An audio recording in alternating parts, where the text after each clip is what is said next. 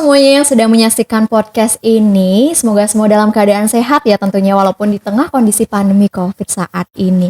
Oke, kembali lagi di episode ketiga dari PIS, itu podcast of Economic and Accounting Kreatif. Dan tentunya bersama saya Novita, di sini saya tidak sendiri. Pastinya ada bintang tamu nih yang sangat luar biasa. Ada 2 bintang tamu yang sangat luar biasa untuk hari ini. So, bagi kalian teman-teman yang nonton di rumah, jangan lupa tonton sampai akhir. Pokoknya jangan di skip karena bakal banyak banget manfaat yang bisa kita dapatkan dari bincang-bincang kita pada hari ini. Oke, langsung saja nih tanpa menunggu waktu lama lagi, kita perkenalkan nih kedua bintang tamu kita pada hari ini. Yang pertama ada Ibu Ayu Purnama yang merupakan salah satu dosen dari Prodi S1 Akuntansi dan merupakan Ketua Galeri Investasi di Fakultas Ekonomi Universitas Pendidikan Ganesha. Selamat datang Ibu. Iya, selamat pagi. Iya, apa kabarnya hari ini Bu? Sehat. Sehat, Iya. Rasangkara semua sehat ya. Sehat. Iya, langsung saja juga kita akan menyapa bintang tamu kita yang kedua, yaitu ada Kak Yuda. Ini merupakan alumni dari Fakultas Ekonomi Universitas Pendidikan Ganesha, di mana beliau juga berasal dari MNC Sekuritas yang akan memberikan insight untuk kita semua pada hari ini. Selamat datang Kakak. Selamat datang. Iya, apa kabarnya juga hari ini Baik. Kak? Baik ya. Jadi dengan harapan semua dalam keadaan sehat walaupun di kondisi pandemi saat ini. Baik, sebelumnya Novita mau mengucapkan terima kasih kepada Ibu dan juga Kakak yang sudah bersedia hadir menjadi bintang tamu kita pada podcast kali ini. Tentunya kita akan membahas topik yang sangat menarik yaitu investasi mahasiswa di masa pandemi. Seperti yang kita ketahui ya Bu ya dan juga Kakak, masa pandemi ini menyebabkan semua aktivitas menjadi terbatas seperti itu. Termasuk juga pada instrumen investasi. Jadi sebelum kita membahas lebih lanjut lagi, mungkin di Fakultas Ekonomi Universitas Pendidikan Ganesha juga ada organisasi kelompok studi pasar modal atau KSPM itu.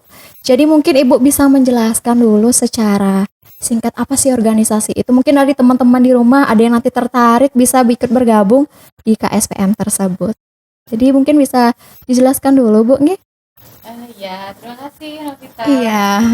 Senang sekali ya Ibu bisa hadir di sini ya, memberikan sedikit informasi yang pastinya memang kita harus berbagi ya. Iya. Terutama di masa pandemi seperti sekarang ini, orang lebih banyak di rumah, ya orang lebih memikirkan juga bagaimana sih caranya berinvestasi gitu ya, dengan tetap ada di rumah gitu, tapi tetap memberikan keuntungan. Terutama semua orang sekarang ingin berinvestasi untuk masa depan ya, terutama di sini mahasiswa. Nah, di sini Fakultas Ekonomi kita punya MOU, Memorandum of Understanding dengan MNC Sekuritas, dan kita juga bekerja sama dengan Bursa Efek Indonesia.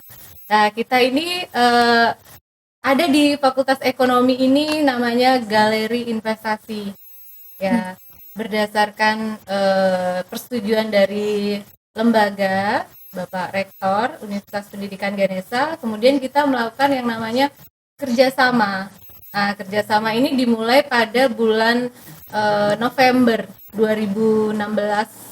Nah, itu kita penandatanganan MOU itu. Sejak penandatanganan itu kita mulai membentuk yang namanya komunitas atau kelompok studi pasar modal. Nah, dari kelompok studi pasar modal ini mahasiswa saya lihat antusias sekali gitu. Jadi setiap 3 bulan kemudian kita rutin mengadakan yang namanya sekolah pasar modal. Nah, kemudian kita menggandeng ini MNC Sekuritas yang memang sangat antusias juga gitu mengadakan sekolah-sekolah pasar modal ini, berbagi informasi kepada adik-adik. Nah, untuk itu kemudian kita mulailah ada peresmian gimana caranya nih mahasiswa biar tertarik semua nih gitu ya berinvestasi ya. Kemudian kita bentuklah di Fakultas Ekonomi kelompok studi pasar modal ini, diketuai waktu itu yang pertama kali aktif itu ada ketuanya, ada Wita, kemudian ada Yuda ya, Yuda sendiri juga ya ikut aktif di waktu itu. Kemudian di setiap kegiatan-kegiatan kita mengundang juga waktu itu ada iStock ya, kemudian kita juga ada rutin ada gathering seperti itu, kita diundang juga, tidak hanya dosen, mahasiswa KSPM juga. Nah kemudian dari KSPM ini dibentuk resminya kemarin waktu di kepengurusannya si Elvin. Ya kemudian ada peresmian, kebetulan mendatangkan juga pihak Bursa Efek Indonesia dan MNC. Disitulah mulai peresmiannya, ketuanya ada anggotanya, kemudian berdasarkan juga kita sedang menyusun SK untuk anggota-anggota dari KSPM ini. Ya kedepannya harapannya mereka bisa membagi ilmunya gitu, memperkenalkan investasi sejak dini kepada mahasiswa. Iya betul sekali Bu. Iya, kemudian ikut juga dalam kompetisi-kompetisi yang diadakan oleh Bursa Efek Indonesia. Bahkan mahasiswa Fakultas Ekonomi juga mewakili kompetisi sering dan mendapatkan juara kemarin untuk lomba trading saham. Wah, jadi itu sejarah singkatnya terbentuknya dari KSPM itu. Jadi KSPM ini tidak hanya ada di Uniksa ternyata Bu ya. Jadi ada di seluruh universitas. Seluruh universitas. Iya. Jadi tidak mungkin hanya negeri, tapi swasta juga. Iya. Iya. Jadi memang banyak sekali. Jadi mungkin bagi teman-teman yang tertarik bisa langsung bergabung, mencoba ikut bergabung di organisasi atau KSPM ini. Jadi baik Bu, tadi ceritanya sudah sangat menarik, kita membahas tentang kelompok studi pasar modal ini. Mungkin sekarang kita lebih ke membahas tentang investasi Bu ya. Jadi mungkin secara umum nih Bu ya, Ibu kan sudah mengenal investasi. Jadi bagaimana sih pandangan Ibu secara umum terkait dengan investasi itu sendiri? Gitu Bu, jadi mungkin bisa diceritakan pandangan Ibu terkait dengan investasi itu. Oh iya, makasih ya Novita. Untuk investasi itu sendiri kan artinya ya, dasarnya sekali itu adalah menempatkan uang kita atau dana pada instrumen tertentu gitu ya. Yang tujuannya harapan kita adalah kita mendapatkan return atau imbal hasil di masa depan kan gitu ya. Semua orang berinvestasi tentu ada tujuannya. Apalagi di masa sekarang terutama mahasiswa ya. Iya Bu. Ya mahasiswa itu ada sih yang mahasiswa yang memang dia takut untuk mengambil resiko, tapi ada juga yang senang dengan resiko gitu. Ada yang menghindari resiko gitu ya. Ada yang takut, ada yang menghindari, ada yang berani dengan resiko gitu ya. Nah mahasiswa yang berani dengan resiko ini kadang dia ingin berinvestasi yang mengharapkan return yang tinggi tapi penuh tantangan. Nah, diantaranya saham ya. Iya. Ini Yuda juga dulunya dia memang tertarik dia investasi saham. Dia kerja sekarang di perusahaan sekuritas.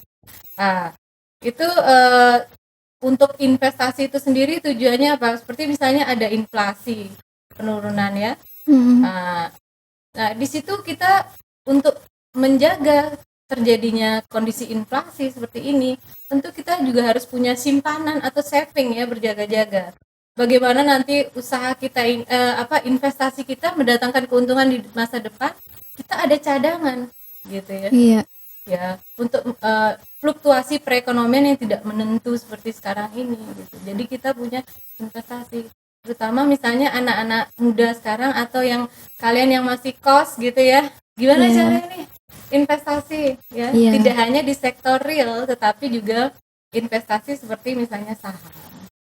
Jadi investasi itu sangat penting sekali Bu ya. Sekali. Khususnya bagi kita generasi muda, mahasiswa juga. Jadi tidak usah takut lagi untuk memulai investasi seperti itu Bu ya. Mungkin ini bisa juga diceritakan tadi perjalanan Ibu atau Kakak juga bisa menceritakan bagaimana perjalanannya bisa mengikuti investasi sampai sekarang ini seperti itu. Mungkin dari Ibu dulu, perjalanan Ibu dari awal sampai sekarang mungkin bagaimana sih seperti itu Bu? Iya, pertama takut juga ya, pasti berpikir gitu, nanti uang kita hilang gitu ya. Iya, mungkin itu sudah menjadi penyakit ya bagi kita semua Bu, rasa takut itu. Iya. Ini uang kita cari dengan susah payah gitu. Kalau kita berinvestasi tiba-tiba hilang habis gitu ya. Jangankan uang 10 juta ya, uang 500.000 kadang kita investasikan takut gitu ya. Ini uang takutnya hilang. Nah, capek kita udah kerja gitu ya, tiba-tiba hilang. Nah itu jadi butuh kecermatan gitu ya. Investasi dalam bentuk misalnya saham itu ya bukan judi sih sebenarnya, tapi ada orang yang menganggap itu adalah investasi memang butuh kecermatan. Ada orang-orang yang benar-benar rasional memandang gitu ya, karena ada perhitungan di dalamnya, gimana kita cermat gitu, cermat untuk memilih investasi. Nah seperti ibu lebih suka investasi pada pasar keuangan. Oh iya. Jadi bagaimana kita menginvestasikan walaupun ibu tidak menginginkan return yang tinggi, karena kan antara return dan risiko itu hubungannya searah gitu ya. Semakin tinggi resiko, semakin tinggi juga returnnya kan gitu. Betul. Nah jadi ibu memilih yang resikonya rendah, returnnya juga rendah. Iya. Karena ibu biasanya kan orang memilihnya seperti investasi emas gitu ya, kemudian properti, ya, kemudian tabungan deposito atau dana pihak ketiga. Walaupun dia seperti misalnya tabungan deposito, walaupun dia memberikan keuntungan yang tidak tinggi, tetapi dia lebih aman gitu. Jadi mungkin kembali lagi kepada mindset masing-masing itu sendiri Bu ya, bagaimana dia menilai berani nggak nih untuk memulai investasi, saya berani dengan risiko tinggi atau malah suka yang ya udahlah biasa-biasa saja yang rendah, cari aman aja seperti itu Bu ya. Ya mungkin itu dari ibu, mungkin dari kakak mungkin bisa dijelaskan bagaimana perjalanan kakak nih dari memulai investasi sampai sekarang. Baik, terima kasih Novita ya. Iya. Sebenarnya saya udah ikut investasi itu dari semester 4. Oh, dari masih kuliah berarti Kak ya. Baru buka rekening aja tapi. Oh iya. Rekening aja, sebatas buka rekening, belum eksekusi. Terus di semester 7 baru mulai eksekusinya. Oh gitu. Itu kenapa? Karena di semester 4 masih takut, mikir uang 100.000 ini aman gak sih? Karena sebelumnya sudah pernah main di forex. Nah, salah satu instrumen investasi juga sebenarnya. Cuman karena tidak tahu mekanismenya, jadi uang yang saya taruh di sana itu lenyap. Iya, berarti jadi, karena kakak kurang mungkin tidak tahu cara sistemnya dan pengalaman juga di sana, jadi seperti itu Kak ya. Iya. Terus akhirnya pas semester 7 itu baru berani berpikir bahwa 100.000 anggap uang belajar, kalau 100.000 saya hilang ya nggak kenapa. Itu juga cuma 100.000. Maksudnya gini, ketimbang 10 juta mending 100.000 deh yang hilang gitu. Akhirnya mulai dari semester 7 investasi 100.000 itu di saham dan beli saham yang harganya di bawah 100.000. Waktu zaman saya kuliah, saya tertarik waktu itu belinya Cleo, air minum Cleo dan MGRO. MGRO itu salah satu minyak goreng. Oh, minyak perusahaan minyak goreng di bursa saham. Dari sana awalnya, terus akhirnya setelah kerja punya penghasilan, baru mulai investasi, diversifikasi investasi yang lain, kayak naruh di Pegadaian Tabung Emas sama reksadana. Oke, berarti sembari berjalannya waktu tentunya pandangan kakak tuh udah berubah gitu ya, dari mindset kakak yang semulanya dari awalnya takut sudah sekarang terbuka pikirannya gitu. Jadi tentunya sangat menarik sekali nih topik kita hari ini, dan pastinya ketika kita menjalankan investasi seperti yang kakak bilang tadi, kakak sempat mengalami rugi atau kehilangan uang mencoba investasi pertama, itu kan termasuk tantangan atau hambatan kita ya Kak ya. Mungkin apa sih yang harus kita lakukan nih untuk bisa ya mengatasi hambatan itu dan kita tetap aku atau kita harus fokus nih tetap berinvestasi walaupun kita sempat gagal sebelumnya, seperti itu Kak. Pertama, sebelum terjun ke investasi, research dulu investasi mau apa. Kan ada banyak instrumen investasi, di research dulu apa aman gak, mekanismenya kayak gimana. Harus tahu aplikasinya kayak gimana sih sebenarnya gitu, karena kan rata-rata investasi digital kayak forex, bitcoin, saham itu kan semua berbasis digital.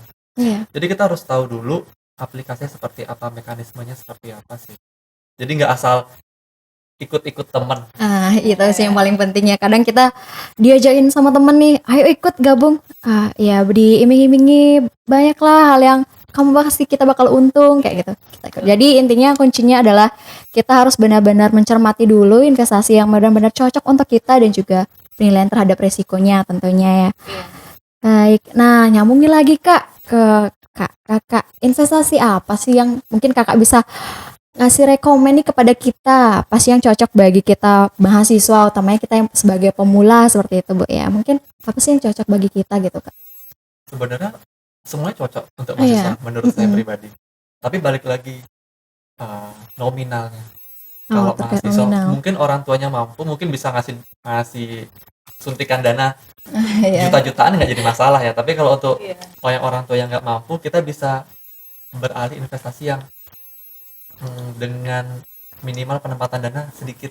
Oke. Salah satunya saham, ada reksadana, ada nabung emas.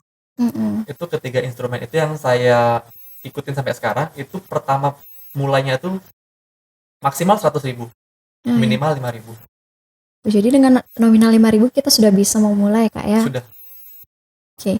Jadi untuk teman-teman di rumah mungkin tadi penjelasannya kakak narasumber kita, jadi bisa dipilih nih opsi-opsi yang mana, misalkan mau dipilih untuk bisa saya mau berinvestasi di A atau di B, mungkin bisa dipakai pertimbangan juga untuk kedepannya. Oke, ini mungkin langsung ke Bu Ayu. Jadi kan kita generasi muda nih Bu, seperti tadi, Iya. itu penyakit mungkin yang memiliki rasa takut. Saya nggak Iya. tahu nih pengalaman nih Bu, jadi takut gagal atau gitu. Jadi Ibu mungkin punya tips nih buat kita generasi muda, gimana sih caranya menghilangkan rasa takut itu? Ya minimal lah kita bisa mengendalikannya dan kita bisa terus berjalan untuk mewujudkan niat kita untuk berinvestasi seperti itu. Iya. Makasih Novita. Tentunya kita semua punya mimpi ya ke depan ya. Novita juga kita misalnya kalau adik-adik yang dapat beasiswa sih nggak apa-apa ya. Mungkin ada di situ kita bisa berpikir uang ini bisa kita simpan ya nanti untuk di saat-saat kita memerlukan gitu ya. Kemudian tapi kalau adik-adik yang berpikir ke depan nanti saya gimana, saya pingin kuliah lanjut lagi gitu ya, saya pingin jadi entrepreneur dan sebagainya. Kemudian disitulah mulai berpikir kita harus saving gitu ya, kita harus punya simpanan ke depannya karena tidak bisa terus-menerus kita meminta sama orang tua kan gitu ya, harus ada saatnya kita mandiri. Nah disitulah kita nanti adik-adik harus bisa menyimpan sedikit uang ya, bekalnya mungkin ya, terutama adik-adik yang kos gitu ya, dengan keuangan yang minim gitu ya, mungkin nanti dia bisa di manage gitu ya keuangannya. Simpan sedikit uang dari kuliah atau dari kalian kerja sambilan, ada yang kerja sambilan gitu ya, atau bisnis kecil-kecilan, saving sedikit uangnya gitu ya. Kemudian pilih juga dari awal itu tidak harus besar investasinya ya, dari investasi yang kecil aja udah bisa gitu ya. Bahkan tadi yang Yuda bilang kita bisa investasi juga reksadana dengan uang yang minimal gitu ya. Kemudian dalam investasi emas juga bisa sekarang dengan hanya Rp5.000. Kemudian reksadana dengan 10.000 ya. Itu anggap seperti kita mengeluarkan uang jajan ya. Itu minimal sekali ya gitu. Jadi dengan kita dari sekarang lah, kita sejak dini berinvestasi gitu ya, karena mindset itu akan terbentuk setelah nanti kita bekerja ya, setelah untuk masa depan kita juga, setelah kita berumah tangga gitu ya, kita akan mulai memikirkan kita tidak bisa mengandalkan hanya dari gaji kita saja atau bonus dari perusahaan gitu, tapi kita harus juga punya investasi yang bisa kita jadikan pegangan nanti di masa depan. Iya betul Bu. Iya, karena kondisi kan akan selalu berubah. Seperti ini siapa yang menyangka akan terjadi pandemi ya? Seperti pandemi sekarang yang mungkin kita tidak tahu kapan akan berakhir seperti itu. Ya, kalau kita tidak pintar-pintar berinvestasi, tidak pintar untuk menyimpan keuangan gitu ya, kita tidak akan bisa berkutik nih dengan kondisi seperti ini. Iya betul sekali Bu.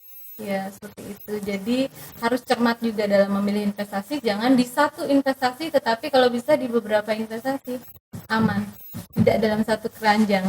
Berarti kita harus memang memiliki opsi-opsi. Iya. Ya.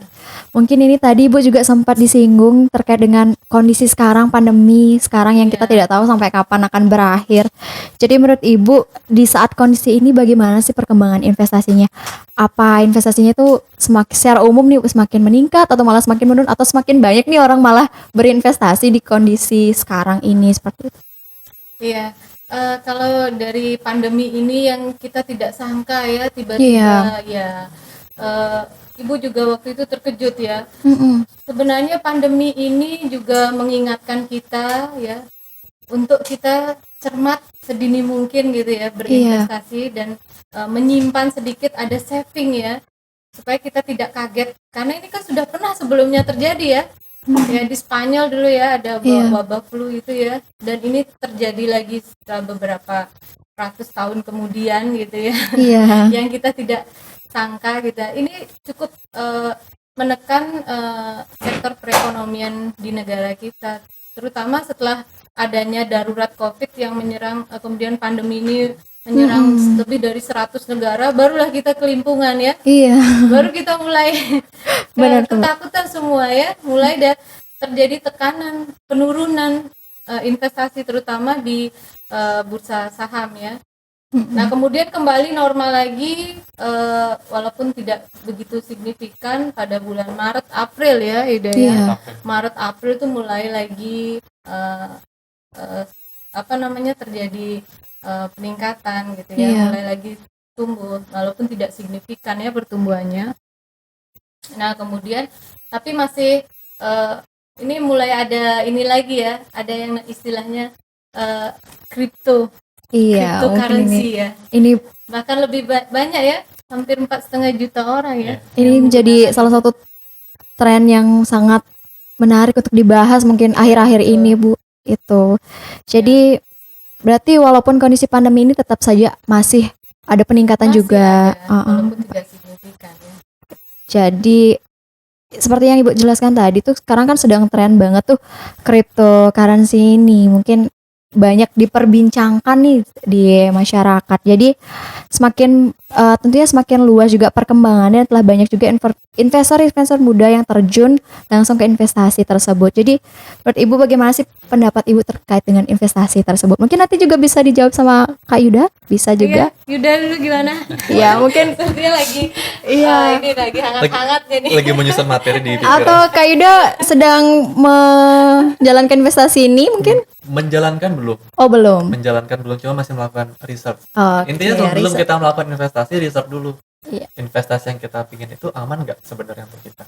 Jangan sampai investasi nggak taunya uangnya nggak tahu lari Iya, kemana. betul. Ya, juga. Jadi kalau dibilang kripto, ya memang lagi marak banget ya. Iya, bener Kak, lagi sedang tren-trennya Iya. di masyarakat. Kripto itu kan salah satu investasi dengan mata uang digital sebenarnya. Iya, benar. Iya. Ketimbang kita ke nuker rupiah ke dolar ke money changer, mending pakai kripto, mungkin seperti itu. Banyak orang mikir ke sana. Mm-mm. Dibilang kripto aman, ya aman. Karena kan sejauh ini instrumennya adalah mata uang yang kita lakukan transaksi sebenarnya. Cuman mungkin bedanya di kripto tuh ada bitcoinnya juga. Hati-hati aja sih sebelum melakukan transaksi di kripto, tetap melakukan riset dulu, penelitian lebih dalam lagi. Kripto ini apa sih gitu? Aman nggak sih? Jangan bilang gara-gara si A main kripto terus dapat benar-benar. untung, Iya. kita ikut kripto juga. Jangan langsung diajakin teman, oke juga nggak, harus tetap mikir juga, tetap melakukan penelitian. Mungkin nih Kak, Kakak ketika tadi kan setiap Kakak ingin melakukan investasi itu Kakak bakal melakukan riset. Mungkin dari Kakak sendiri butuh berapa lama sih Kak untuk melakukan riset itu, dan mungkin dari Kakak lihatnya dari segi apa itu Kak? Dari pertimbangan apa Kakak melakukan riset itu? Bener banyak sih kalau dibilang pertimbangannya. Iya, itu udah. Dan berapa lama, saya nggak tahu berapa lama. Tapi yang jelas, karena kan kita kerja Iya. sambil melakukan riset, jadi nggak Oh, full iya. riset full gitu. Jadi nggak. disambil ketika ada free baru bisa melakukan riset sebenarnya. Sejauh ini yang saya lihat kripto tuh aman banget. Cuman ya saya belum berani terjun karena ketika crash, ketika downtrend, ketika turun, itu benar-benar turun dalam gitu, turun banget. Oh, iya. Psikologi kita itu nggak kuat diguncang sama yang sesuatu yang turun terlalu dalam. Apalagi kita sebagai pemula ya Kak. Apalagi pemula Iya. ngeliat yang dalam-dalam, wih. Iya. Berarti kalau saya naruh duit segini terus investasinya turun dalam, duit saya juga harus turun dalam berarti. Iya. Nggak siap di sana aja sih sebenarnya. Oh. Nggak boleh hanya ikut-ikutan ya. Kadang ini juga harus cermat juga ya.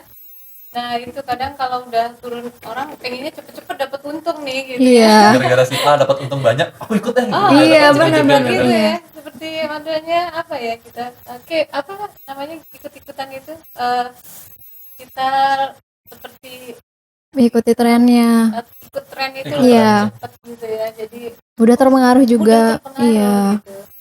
Jadi, Apalagi masalah keamanan, legalitas, jangan lupa keamanan dicek legalitasnya Nah, itu juga. dia. Iya, itu yang terdaftar di terutama. mana, terdaftar di mana. Jangan bilang cuma terdaftar di OJK. Terdaftar Iya, di iya. OJK belum tentu aman. Bang aja terdaftar di OJK harus ada LPS-nya. Yang Nah, menjamin itu. nasabah tetap aman kan. Nah, mungkin itu bisa dijadikan catatan nih, terdaftar di OJK belum tentu aman ternyata. Jadi kita harus memperhatikan legalitas-legalitas yang lainnya. Oke, berarti sangat banyak yang harus kita pertimbangkan Bu ketika melaksanakan investasi itu. Mungkin Ibu Ayu juga sudah menerapkan investasi di cryptocurrency ini atau belum? Seperti Kak. Oh iya, saya kebetulan belum juga ya. Oh, belum, Bu, Iya, ya. tapi sering mendengar itu, sering membaca Iya. tentang cryptocurrency itu dan Bitcoin gitu ya, Iya. yang sekarang lagi booming ya. Terutama anak-anak muda ya. Iya. Nah, itu kemudian ada juga istilahnya blockchain ya. Ya, di situ ada database-nya ya. Jadi dia lebih modelnya dia ada desentralisasi di situ ya, data-datanya.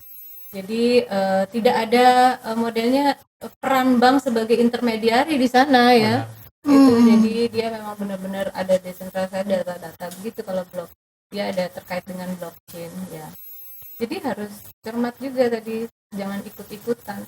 Kadang mahasiswa kan lihat temennya, oh aku berhasil loh gini-gini, jadi dia Iya, benar. kadang langsung pengen untung dalam waktu yang cepat. Padahal orang juga harus sabar ya.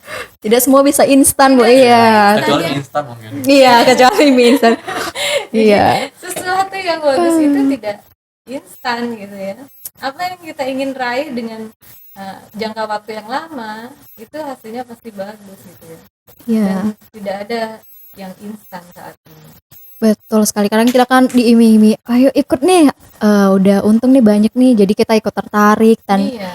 tanpa harus memperhatikan atau mempedulikan hal-hal yang lainnya seperti itu. Jadi tidak ada yang instan, semua butuh proses. Betul. Iya, dan benar katanya Ibu Ayu, proses yang lama itu akan menghasilkan juga hasil yang maksimal seperti itu. Jadi nih Bu, saran nih mungkin untuk kita yang terjun pada instrumen investasi uang digital ini, mungkin apa nih Bu sarannya? Harus seperti tadi, mungkin kita harus benar-benar memperhatikan, seperti anggapnya juga kita sebagai pemula nih yang tidak tahu apa-apa seperti itu Bu. Mungkin Iya, intinya sih tetap cermat, perhatikan juga bagaimana perkembangan dari uang digital itu sendiri gitu ya. Kemudian cari berbagai informasi juga, tidak hanya dari satu orang atau kesannya ikut-ikutan gitu. Iya, tetapi cari juga berbagai informasi, apalagi sekarang informasi bisa diakses ya dengan cepat gitu ya, dengan kita menggunakan smartphone ya. Iya, betul sekali. Kemudian rajin juga bertanya, kemudian kita juga harus lihat legalitasnya seperti yang Iya, tadi itu yang udah paling penting. bilang ya, itu legalitas itu penting sekali gitu ya. Dijamin tapi belum tentu juga aman gitu ya. Ya, jadi tetap kita harus juga memikirkan gitu beberapa faktor-faktor di balik ya, investasi itu gitu. Tidak hanya pada satu kemungkinan, tetapi kita juga harus memikirkan beberapa kemungkinan-kemungkinan lainnya yang tidak terduga. Ya itu. Jadi kita harus punya plan-plan seperti itu Bu ya. Planning. Iya. Ya. Nah itu. Mungkin dari Yuda juga. Iya, dari Kak Yuda mungkin juga bisa memberikan saran kepada kita. Tadi kan Novita bilang yang bagi pemula nih, kayak Iya. mahasiswa apalagi yang bener-bener nggak tahu investasi terus Benar-benar nggak tahu dan dari benar-benar nol banget ilmunya. Iya, Itu sasaran empuk sebenarnya buat investasi bodoh masuk. Hati-hati. Wah. Karena saya waktu semester 4 juga mahasiswa yang nol pengetahuan tentang investasi. Iya. Di situ awal mula. Maksudnya minta uang sama orang tua bisa aja sebenarnya. Cuma jangan sampai salah milih instrumen investasi.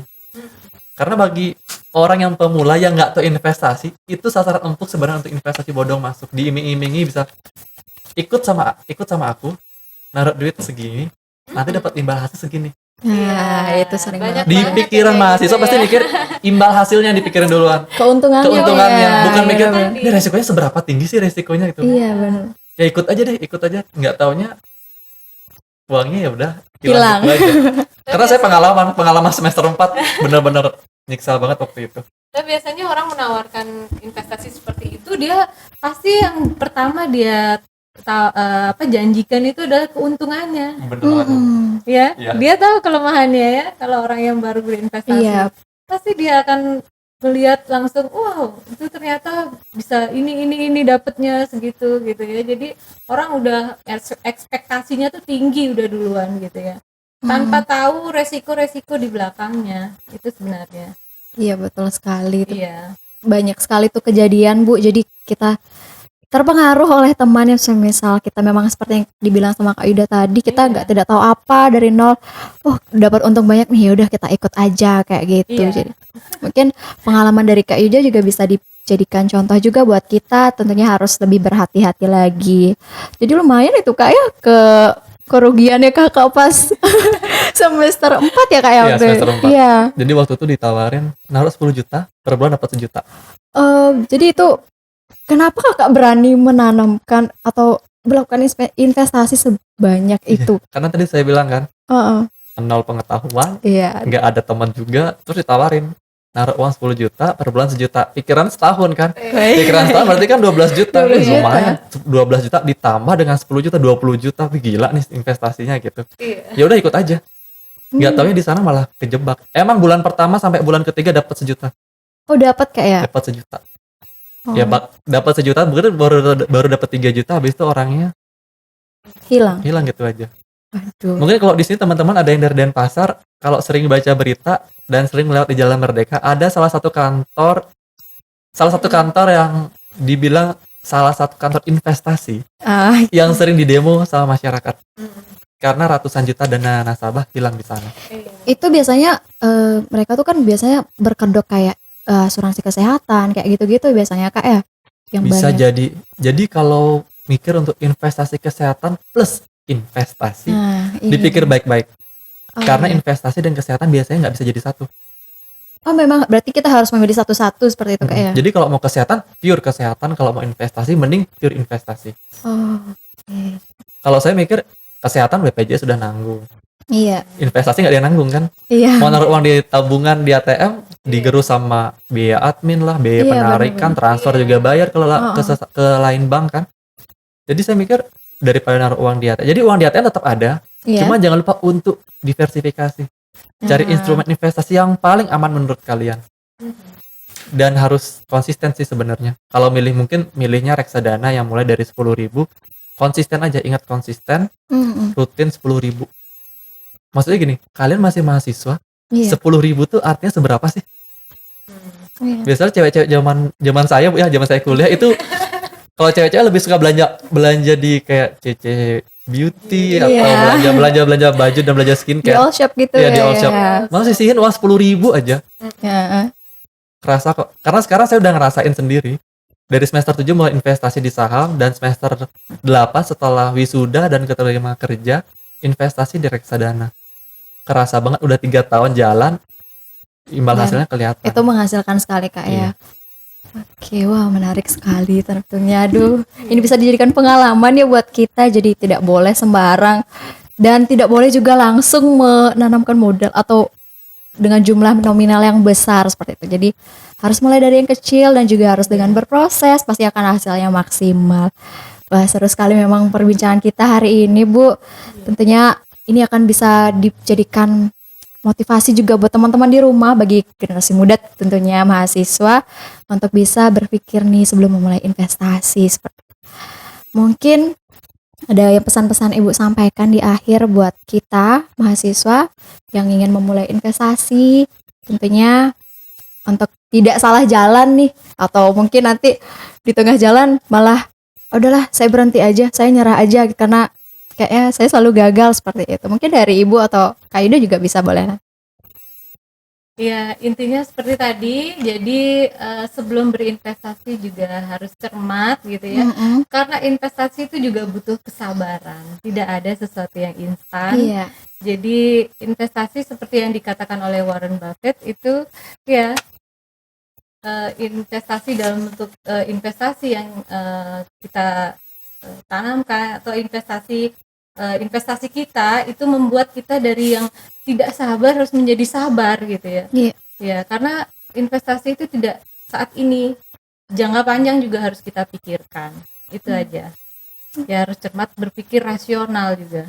Ya. Dari kakak mungkin untuk bisa memberikan saran-sarannya atau Sarannya kalau buat mahasiswa nih, jangan lupa egoisnya dikurang-kurangin. aduh egoisnya Harus dikurangi. sabar. Dalam hal apa ini kak? Dalam hal investasi. Oh iya. Serius, karena di saham, kemudian di Pegadaian Nabung Emas, karena saya udah ikut 3 instrumen ya, Iya. reksadana, Pegadaian Nabung Emas, sama saham. Ketika market tinggi kita malah berpikir, jual nih, untung gede gitu. Jangan mikir ke sana. Egoisnya dikurang-kurangin. Investasi itu bukan berarti ketika nilainya naik, kalian buru-buru jual. Oh iya. Mending ketika naik, kalau bisa kalian nambahin investasi kalian. Siapa tahu yang naik itu bisa lebih naik lagi. Jadi kalian punya lebih banyak produk, lebih banyak punya stok ceritanya. Misalnya pertama punya stok cuma 5, market naik kalian nambahin lagi 2, mungkin lagi 3 mungkin gitu. Iya. Egoisnya dikurang-kurangin, jangan lihat naik nih, jual enggak gitu. Karena investasi biasanya hitungannya jangka panjang, Bu ya, bukan jangka pendek. Saat ini saja gitu ya. Iya. Jangan juga Jangka panjang. pikir yang ini investasi terdaftar di OJK aman, belum tentu. Nah itu sih yang paling penting ya, legalitas itu kak ya. Legalitas. Jadi kalau kita melihat legalitas itu harus benar-benar teliti gitu kak ya, harus benar-benar tidak boleh sembarang nih, karena itu juga berpengaruh bagi kita ke depannya kan, keamanan juga dalam investasi itu. Ya, apalagi investasi tiba-tiba investasi kita hilang gitu ya. Iya itu. Udah down duluan, buru-buru jual tadi kata Itu Ida, udah, ya. aduh pasti sakit ya rasanya Bu. Iya benar. Sejak itu trauma jadinya. Iya itu. Kan? Nah itu jadi harus. Tapi udah hebat ya. Dulu pernah Iya kak. hilang duitnya, setelah itu 10 juta. Tapi Iya. sekarang malah suka ya. Iya tuh kak, kenapa tuh kok kakak bisa sekuritas juga nih. dia tidak, bukannya rugi banyak, aduh udahlah saya nyerah aja kayak gitu, malah kakak ayo nih coba lagi dan tentunya hasilnya sekarang ya sesuai harapan kakak kan gitu. Dia menuai hasilnya ya. Iya. Kesabaran Iya mungkin kesabaran. Iya. Sebenarnya kalau dibilang takut lagi investasi, takut zaman waktu habis kehilangan duit 10 juta. Karena itu minta duit dari orang tua kan. Oh tanggapan orang tua gimana? Nggak usah ditanya. Oh Nggak usah ditanya tanggapan orang tua gimana. Udah pasti marah besar. 10 juta gimana-mana orang nyari duit 10 juta tuh nggak gampang. iya. Tapi kenapa berani buat investasi itu lagi? Aku semester 4 ketipu 10 juta, kemudian saham masuk tapi belum naruh dana. Iya. Jadi iseng-iseng melakukan riset, terus nanya-nanya sama, aku punya beberapa kenalan di Instagram, teman-teman yang memang sering main saham, mereka bilang aman. Nanti deh kalau kita ada waktu kita ketemu, aku jelasin mekanismenya. Itu yang aku mau. Jadi dijelasin mekanismenya seperti apa, transaksinya seperti apa, bisa loss apa enggak, keuntungan yang kita dapat apa aja selain kenaikan harga pasar. Jadi temen tuh ngejelasin kayak gini sistemnya, gini aplikasinya, seperti ini, jelas kan? Jelas. Kalau turun nggak usah panik. Kalau naik, kalau ngerasa untungnya sudah cukup, boleh dijual. Akhirnya aku mulai investasi di saham waktu itu 100.000, terus dibilang, kalau di saham tuh masa bodohnya gini, kalian nggak perlu belajar analisa teknikal fundamental, nggak perlu. Iya. Selama masih mahasiswa, saya rasa nggak perlu belajar teknikal fundamental. Belajar laporan keuangan nggak perlu, karena belajar laporan keuangan ribet banget di saham. Belajar teknikal lebih ribet. Jadi yang kalau kalian pengen investasi di saham, jangan lupa lihat prospek ke depan perusahaan ini akan bergerak kemana. Karena kalian mau investasi kan. Walaupun 100.000 nih, jangan lupa. Aku berharap banyak dari uang 100.000 aku, ke depan uang yang 100.000 aku taruh di perusahaan ini, perusahaannya akan terus berkembang, terus bagus. Jadi uangku juga terus berkembang di perusahaan ini. Lihat perusahaannya juga, gimana rekodnya perusahaan itu, dia bisa bertahan dalam jangka panjang, itu udah bagus. Dan kemudian lihat itu saham-saham yang blue chip juga ya, yang memang dia benar-benar aman gitu ya. Nah itu terutama ya, selain ya, tidak hanya mengira-ngira gitu ya, seperti orang istilahkan itu dengan judi, tidak juga. Ada juga orang yang benar-benar rasional ya. Iya kan kita sering dikaitkan investasi itu judi seperti itu. Mungkin itu gimana tuh Bu dari Ibu sendiri menanggapi istilah itu yang sering beredar di masyarakat gitu.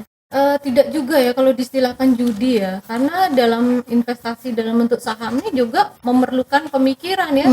Ada analisis juga ya Yuda. Benar, Kita harus cermat analisis. juga di situ melihat ya. Seperti tadi mungkin tidak semua orang melakukan analisis fundamental ya, seperti tadi yang Yuda bilang itu. Tidak semua orang bisa melihat laporan keuangan ya, mungkin Iya. duluan ya, apalagi mahasiswa ya. Apalagi kita yang baru mulai dari nol gitu Bu Iya. ya. Mau suruh buka annual report, liatin laporan keuangan udah mundur duluan ya. Stres duluan. Iya, stres duluan ya, jadinya. Gimana mau investasi saham gitu ya. Nah, sebenarnya enggak seperti itu. Jadi ada faktor-faktor lainnya bisa kita lihat ya. Jadi kita bisa analisis dari situ, kemudian berbagai informasi juga tentang perusahaan itu, gimana dia bisa bertahan selama ini gitu ya, bertahun-tahun ya, Iya. tidak hanya dalam jangka waktu 5 tahun siklus hidup ya kalau perusahaan ya. Iya. Tapi bertahun-tahun seperti misalnya Unilever ya. Iya, benar-benar. Itu BCA, mungkin BRI gitu ya, sahamnya dia dalam jangka berpuluhan tahun ya, bahkan dari mungkin ibu belum lahir ya. Jadi kita harus memperhatikan track recordnya juga Recordnya ya. dalam jangka Iya. panjang, tidak hanya dalam setahun 2 tahun kita lihat perusahaan itu ya, tetapi dia bisa bertahan jangka panjang, itu pasti bagus gitu ya. Ya itu yang perlu kita lihat juga dari sejarah Kalau perusahaan. dilihat dari berapa tahunnya, mungkin dari menurut Ibu atau Kakak berapa tahun sih bagusnya, atau misalnya 5 atau 10 tahun kita lihat dari track record perusahaan itu Bu, atau berapa, atau ada nggak batasan tahun-tahun itu? Nah ini Yuda nih, biasanya kalau siklus hidup kan 5 tahun ya. Iya, itu. perusahaannya. Kalau siklus hidup mungkin 5 tahun Bu, tapi kalau di pasar saham beda. Beda. Nah, itu ya. Kita Karena kan saya kerja di sekuritas Iya. yang memang pure di saham ya. Iya. Jadi kalau saya lihat itu bukan lihat 5 tahun, 10 tahun enggak. Iya. Oh. Aku lihat perkembangan si perusahaannya akan kemana, ke arah mana. Contoh Unilever. Iya. Kira-kira nih 5 tahun, 10 tahun, 20 tahun kemudian bangkrut nggak? Coba mikir. Kecuali dia akan bangkrut kecuali satu. Apa tuh? Ibu-ibu rumah tangga nggak ada pakai kecap bango. Oh, iya. Kalian mandi nggak ada pakai sabun Lifebuoy, Lux, Dove, dan kemudian Pepsodent. Kalau kalian nggak tiap hari sikat gigi pakai Pepsodent. Iya. Oke. Produk Unilever tuh udah banyak banget. Kecuali ibu-ibu kalian mungkin nyucinya beralih dari Rinso mungkin pakai Soclean mungkin beda lagi ya. Iya. Karena Rinso itu punya Unilever. Ingat produknya perusahaan. Itu kalau untuk Unilever. Yang kedua, kalau Cleo. Kenapa waktu zaman kuliah aku belinya Cleo waktu itu? Cleo itu satu-satunya perusahaan air minum Iya. di Bursa Efek yang ada banyak variannya, mulai dari galon, botol yang besar, galon yang kecil, terus ukuran gelasnya, Oh iya. ukuran tanggungnya ada. Dibandingkan dengan Ades. Oh iya. Kalau Ades cuma ada ukuran botol. Jadi lebih bervariasi gitu Lebih kayak. bervariasi. Jadi aku mikir kenapa beli Cleo, karena Cleo variannya lebih banyak. Jadi otomatis orang pengen, contoh kalau di Bali punya upacara adat, Iya. bisa beli ukuran gelasnya. Untuk rumah tangga bisa beli galonnya. Jadi aku Iya, pikir betul. kedepannya perusahaan akan terus berkembang. Oh. Kalau ada diversifikasi iya ya, ada dia diversifikasinya. ya. Jadi orang lebih tertarik. Itu juga karena branding juga ya. Orang tertarik invest itu juga karena branding dari perusahaan itu sendiri. Iya. Ya, tidak hanya siklus hidup yang 5 tahun tadi, tetapi puluhan tahun, bahkan itu udah ada sejak zaman nenek kita mungkin ya. Iya, iya. Iya kan? Nah itu jadi memang perusahaan itu memang sudah punya nama gitu. Iya. Brandnya yang paling penting. Brandingnya itu. Dan satu lagi, kalau perusahaan bank nih, kalau Iya. perusahaan bank, kira-kira kalau menurut kalian sendiri, pikiran mahasiswa aja yang nggak tahu technical fundamental. Iya.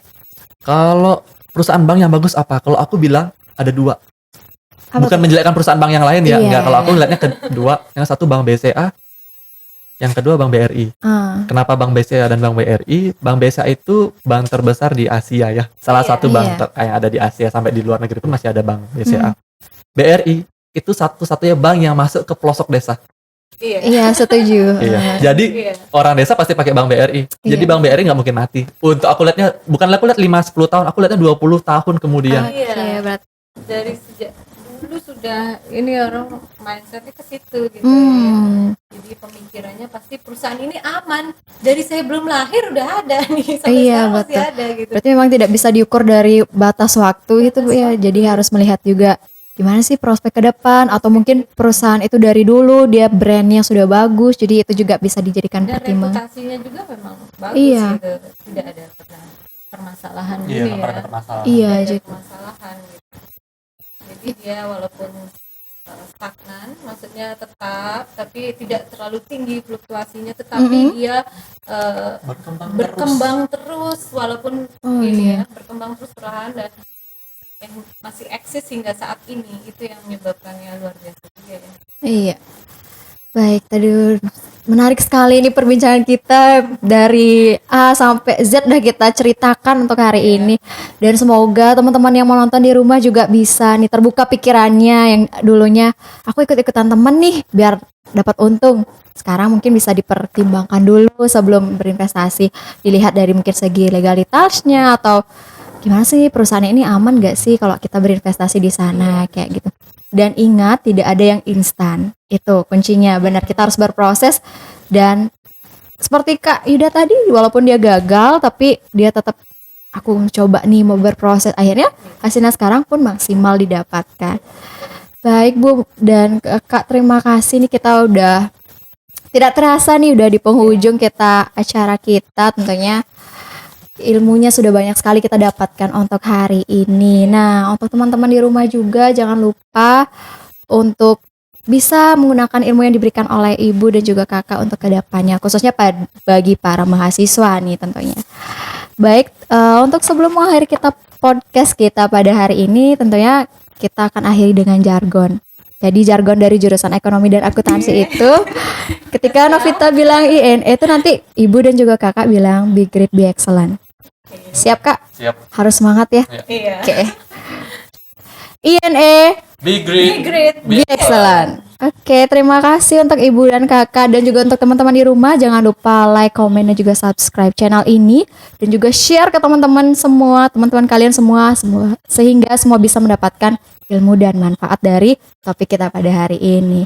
Baik, terima kasih Ibu dan terima kasih juga Kakak. Sampai bertemu di episode selanjutnya dan salam peace.